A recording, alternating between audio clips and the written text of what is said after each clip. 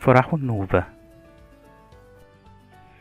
فتحت عيني في الصباح ونظرت إلى السقف إذ القبة ذات النقوش الملونة، وتذكرت أننا وصلنا للنوبة أمس من طنطا لحضور فرح ابنة عمي. انطلقت مسرعا إلى ساحة البيت فوجدته مزدحما بالنساء، وكلهن يعملن في طحن القمح والذرة لإعداد الخبز والشعرية الشهية للاحتفالات. وصديقات ابنة عمي يزين غرفتها بتعليق السلال والأطباق الملونة وفرش الحصائر المنقوش.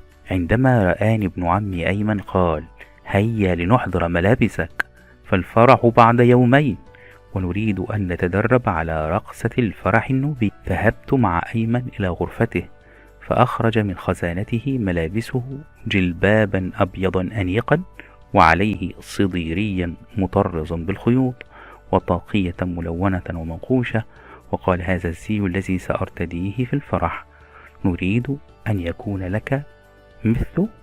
أعجبني الزي النوبي وتحمست كثيرا لارتدائه. ذهبت مع عمي خالد وأيمن لعمي صالح الخياط.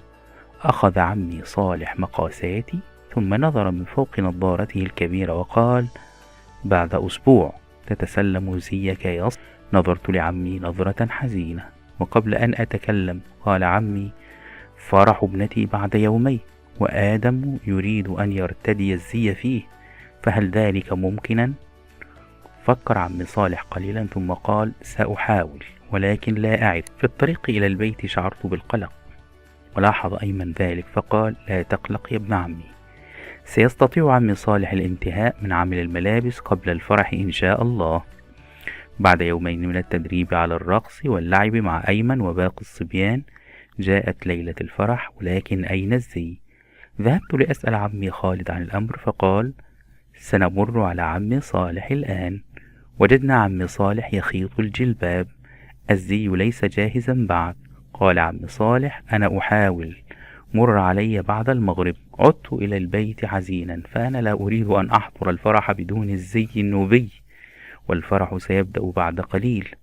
فرائحة الحناء والبخور تملأ البيت، وابنة عمي تستعد وتتزين، وأمها وأمي لبستا ثوبيهما، وأبي ارتدى زيه، وعمي وجدي وأيمن إلا أنا. قبل أن نتحرك رن جرس الباب، ووجدت عمي صالح يبتسم وينظر من فوق نظارته: لقد حاولت ونجحت، زيك جاهز يا آدم.